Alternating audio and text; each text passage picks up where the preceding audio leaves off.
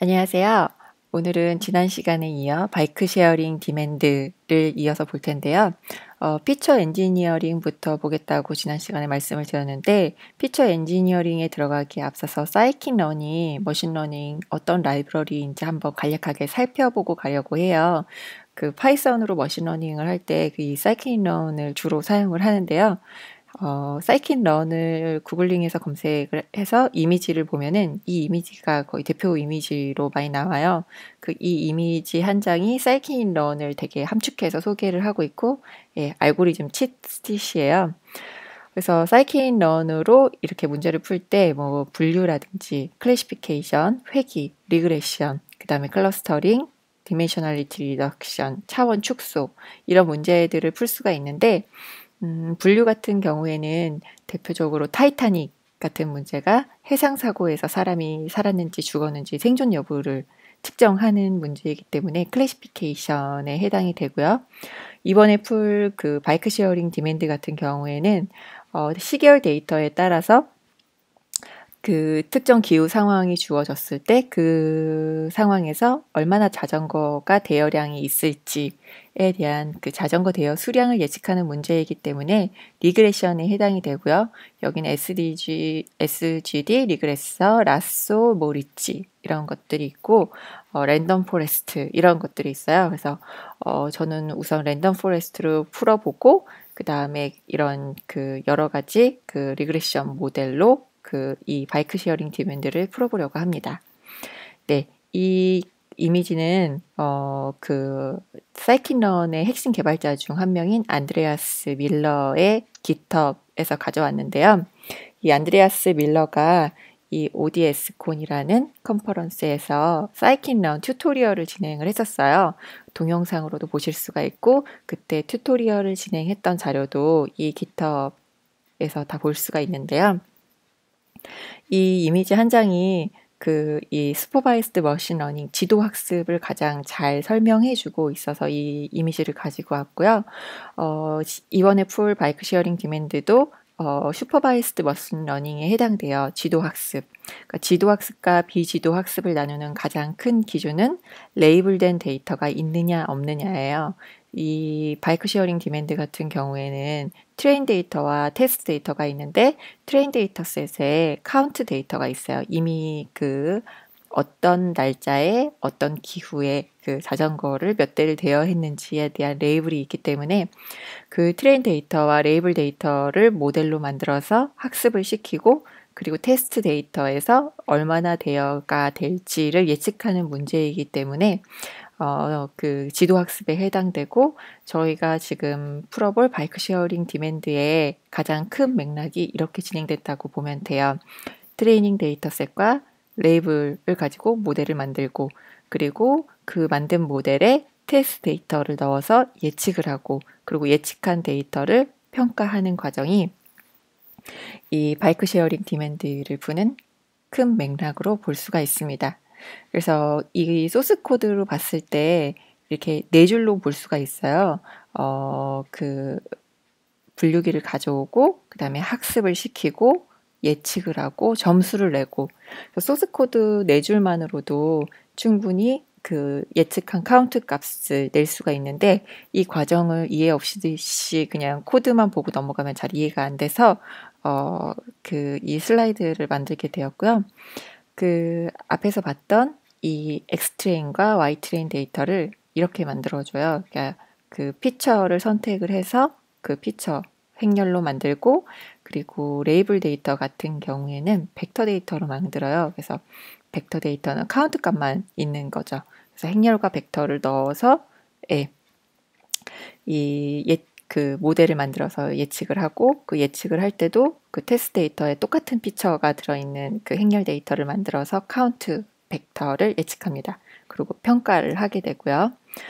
그래서 이때 랜덤 포레스트를 제가 처음으로 사용을 할 건데 랜덤 포레스트를 알려면 일단 디시전 트리를 먼저 알아야 되는데 디시전 트리 같은 경우에는 이 뎁스 트루인지 펄스인지에 따라서 뎁스를 계속 깊이 가면서 최적화된 그 값을 찾는 건데 이 디시전 트리는 결정 트리라고도 부르고요. 일단 속도가 매우 빠르다는 게 장점이고 시각화해서 그 설명하기 좋다는 게 이 디시전 트리의 장점이에요. 그래서 디시전 트리들의 이 장점들을 모아서 이거보다 더 좋은 성능을 내는 게 그 랜덤 포레스트예요. 보면 이게 디시전 트리에 그가 여러 개가 있고 이 디시전 트리들의 그 끼리에 투표를 해서 그 성능 결과를 예측하는 알고리즘이고요. 이 이미지도 그 같은 그 안드레아스 밀러가 그 발표했던 자료에서 가져왔습니다.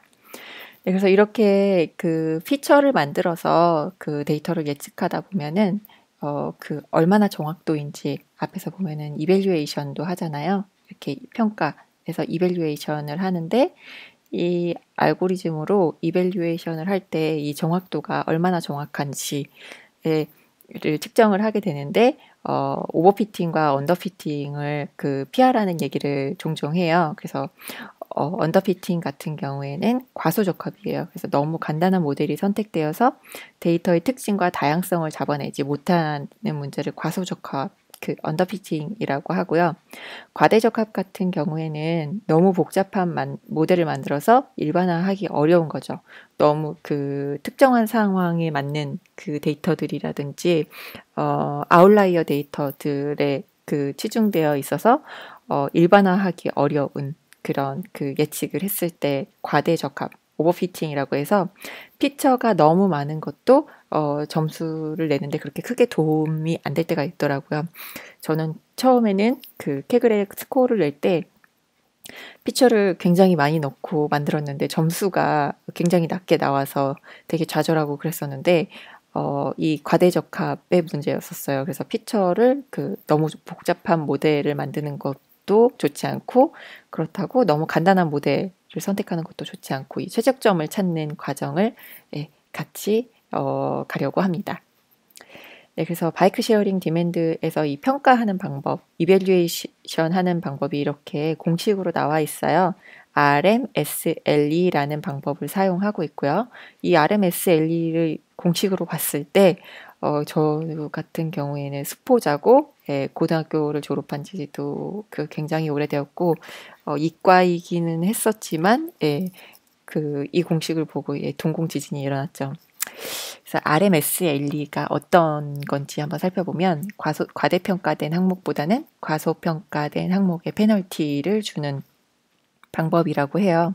그래서 오차를 제곱해서 평균한 값의 제곱근으로 값이 작을수록 정밀도가 높고 0에 가까울수록 정밀도가 높은 값이에요. 그러니까 오차들의 값들을 그 제곱을 해서 그 다 더해주고 평균을 내서 루트를 씌운 값이기 때문에 오차가 클수록 오차가 작을수록 정확도가 높은 값이겠죠. 그리고 이 좀 더 자세한 설명은 RMSLE 코스트 펑션이라고 검색하면은 슬라이드 자료가 나오는데 그 슬라이드 자료에 좀 더 자세하게 설명이 되어 있고요. 그리고 이 값은 과대평가된 항목보다 과소평가된 그 항목에 페널티를 주는 그 공식이라고 합니다. 그럼 이 공식을 살펴보기 전에 일단 로그 그래프를 살펴보면은 0에 가까울수록 저희가 측정하는 값들은 0에 가까울수록 정확도가 높을 거고요. 그리고 0에서 벗어날수록 오차가 커지는 형태입니다. 그래서 이 공식을 코드로 만들어 놓은 이 탑10 퍼센타일이라는 캐글에 있는 커널에 보면은 투표를 가장 많이 받은 커널인데요. 저도 이 커널에 투표를 했는데 이 커널에 있는 이 RMSLE 공식을 구현해 놨어요. 근데 이 공식을 봤을 때 좀 많이 복잡해 보여서 이 공식을 좀 쉽게 풀어봤어요. 그래서 저는 여기에서는 지수함수를 쓰는데 일단 지수함수를 빼고 요 밑에 있는 공식을 좀 풀어 써봤는데 여기에 일단 이 프레딕트 값하고 액추얼 값, 예측한 값하고 실제 값을 받아서 이 값들을 일단 배열 형태로 바꿔주고요. 그리고 예측 값과 실제 값에 1을 더하고 로그를 씌워줬어요. 1을 더하고 로그를 씌워줬죠. 그리고 이 두 개의 값을 빼줬어요. 그래서 디퍼런스에 담아줬고요. 그리고 이 빼준 값에 제곱을 해주었어요. 그래서 이렇게 제곱을 해줄 수도 있고 그 numPy의 스퀘어를 사용해서 제곱을 해줄 수도 있습니다. 그래서 numPy의 스퀘어를 사용을 해서 제곱을 해주었고 그리고 이 값을 다시 평균을 냅니다. 이 평균을 내서 민으로 평균을 내주었고요. 그리고 다시 평균 낸 값에 루트를 씌워줬습니다. 그래서 이 공식을 사용을 해서 네, 저희가 예측한 값에 대한 그 값을 측정을 해 볼 거고요.